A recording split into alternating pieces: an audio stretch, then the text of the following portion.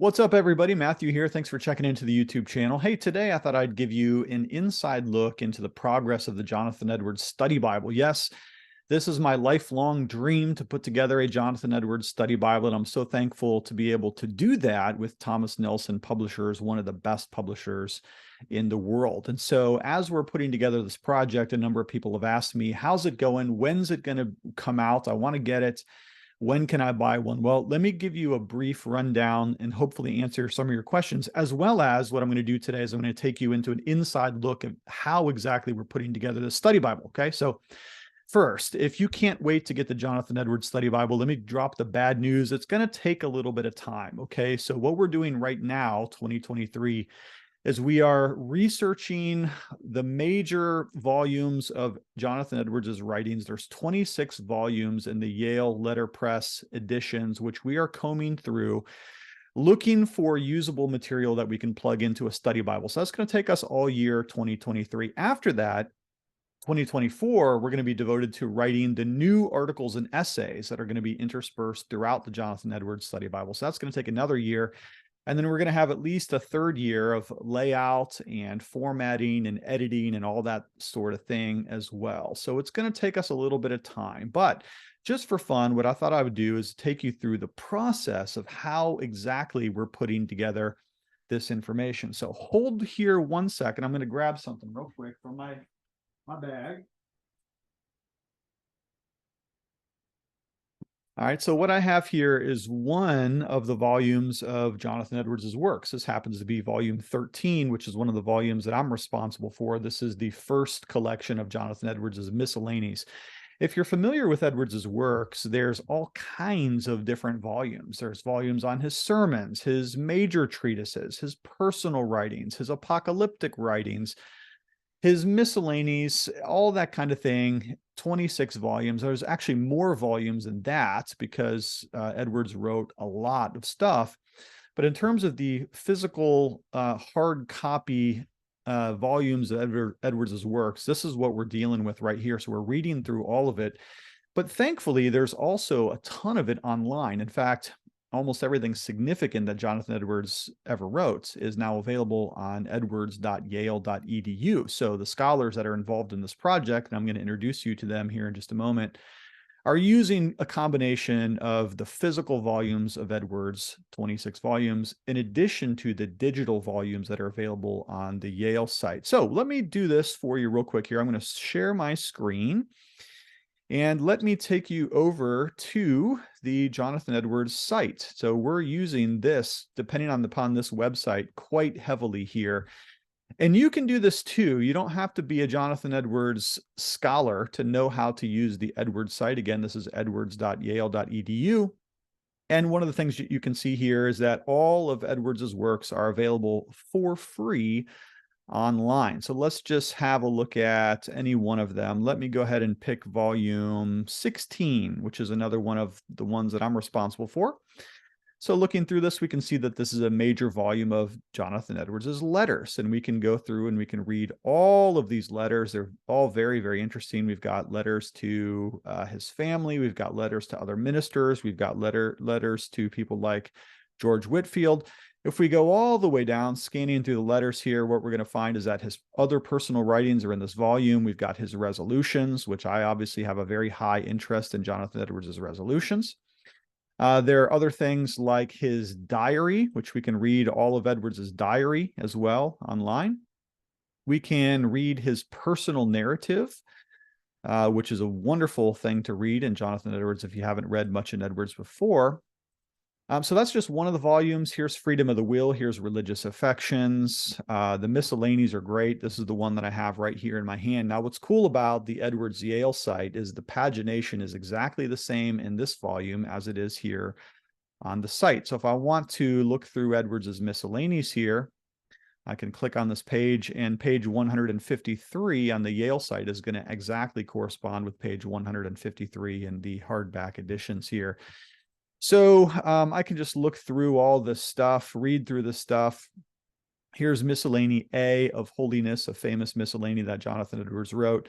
Of course, he worked through the miscellanies in alphabetical first, A through Z, and then he went to double A to double Z, and then eventually he gave up on letters and went over to numbers.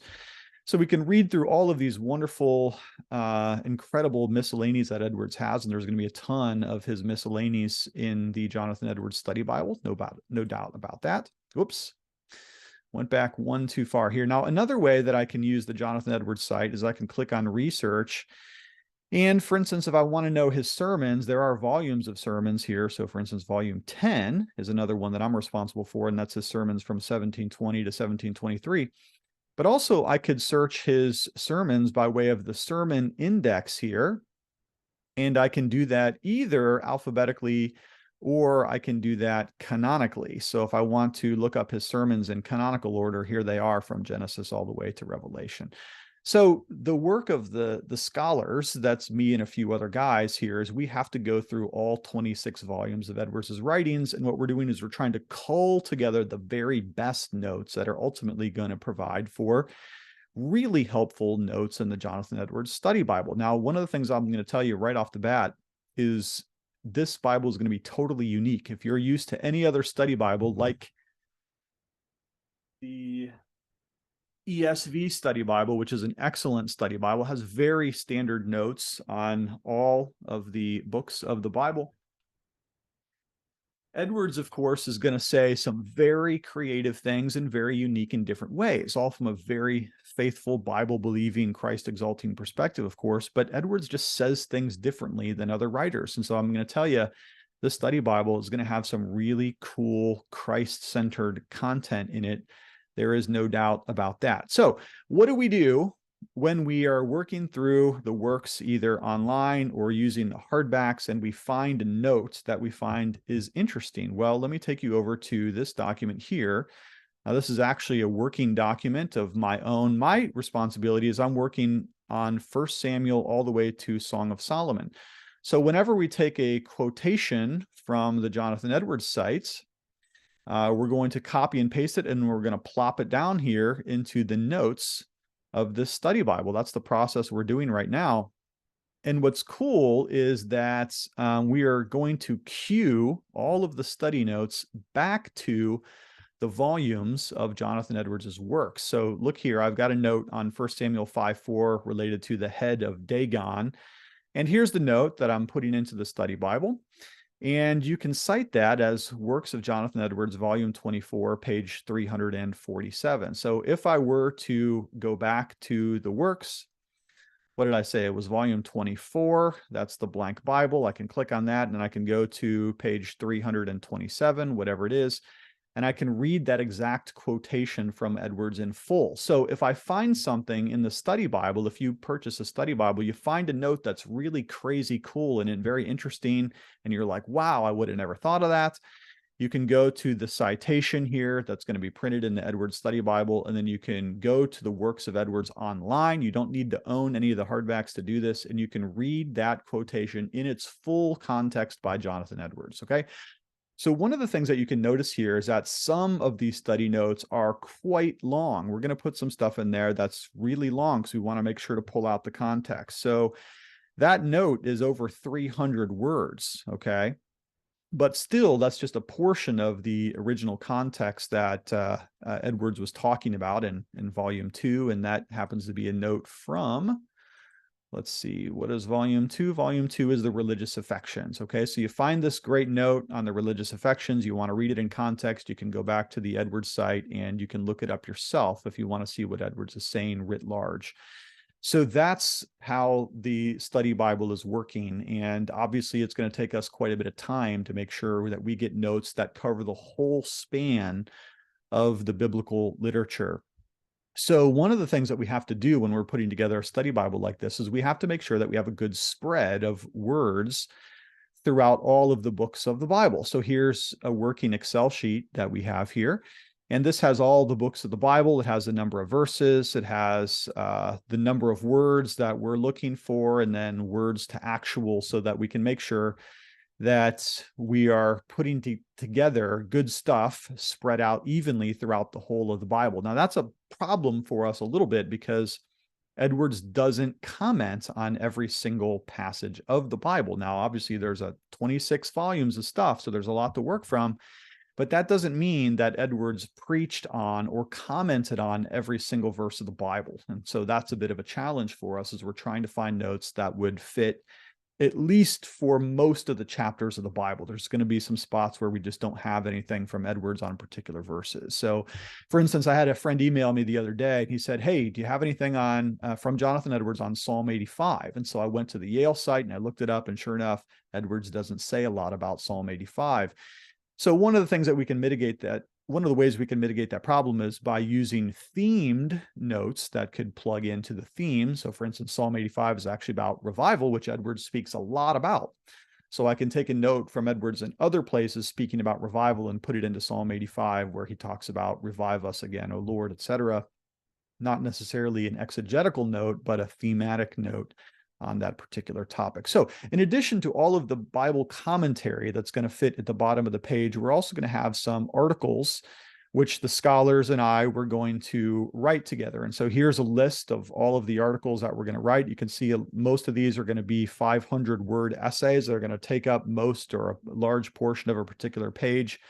And so each one of the scholars is being assigned these various articles to write. And again, that's going to take place in 2024. So I'm going to write these items, and then we've got Brandon over here who's going to write these items, and Ryan and John and Christian. We all have our topics that we're going to be turning in 2024. So you can see that this is really going to be a major project, and that's why we can't just get this thing out to you by Christmas or something like that. It is going to take us some time, so please be patient with us.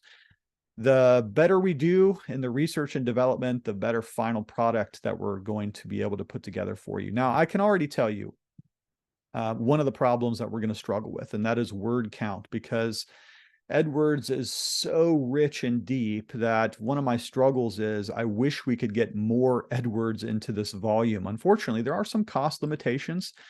It's not necessarily difficult to find good things from Edwards, but the more we put in, the more costs there are in the editing and the layouts. The more stuff you have, the more paper it takes, the more leather it takes to cover the thing.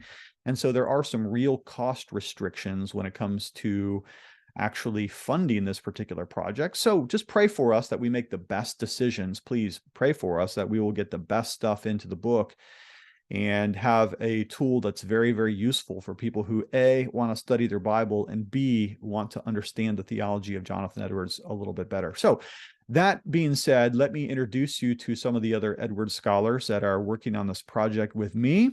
I hope they don't mind that I do this, but I'm going to anyways. This is John Marco. He is one of my best buddies growing up. Actually, Edwards. Marco and I, we grew up together from the time we were young. He is now a PhD in systematic theology at Calvin Theological Seminary. He is the vice president for academics. He's uber published and super qualified to speak on Jonathan Edwards. So John Marco is going to be working on the section of the Gospels and the book of Acts, okay? In addition to John Marco, I'm very pleased to have Ryan Martin. Ryan Martin is the pastor of First Baptist Church. He's also a very qualified Jonathan Edwards scholar. You can see here some of his writings related to Jonathan Edwards. He's got this book, Understanding Affections and the Theology of Jonathan Edwards, The High Exercises of Divine Love by T.N.T. Clark. And so Pastor Ryan Martin is going to be working on the prophets of the Old Testament. In addition to that, we've got Christian Cuthbert, who is also a pastor. He's actually close to the Northampton area. He is a notable Edwards scholar as well. He has a lot of work on Edwards' sermons, especially sermons related to war. He's got a new book that just came out on that topic. He studied under Ken Minkema, who's one of the best Edwards scholars in the world. Christian Cuthbert is working on the latter portion of the New Testament, including the book of Revelation, which will be a challenge in its own right. We have Brandon Crawford. Brandon, another pastor, used to be one of the directors for one of the Jonathan Edwards sites. Very glad to have Pastor Brandon Crawford working with us as well. Wonderful guy. He is working through, he's got Genesis all the way up through the book of Judges, I believe. And I think that's everybody, right? We got John and Christian, myself, and Ryan and Brandon. Yeah, that's it. So anyway, that's where we're at, and that's the project. It's a big task. Please pray for us. If I could ask for a specific prayer, I have a major data dump due to Thomas Nelson in the middle of July. Over 125,000 words are due from the scholars to me as the general editor, and then from me to Thomas Nelson. That's a lot of information to get edited and culled and picked out and placed. Now, in this video, I did not show you anything about what the study Bible is going to actually look like, which I'm sure you're very interested in. And that is because I don't know what it's going to look like yet, but I do have some hopes and aspirations for it. There's been a little bit of talks about some of the covers that are going to come out and things like that, but we'll get there when we get there. For now, I just need you to pray that the Lord would help me and these scholars to put together a tool, again, that's usable for Christians that love Christ, and especially those who are interested in the theology and writings of Jonathan Edwards. Thank you so much for checking into this video. I do love you lots, and we'll talk to you later.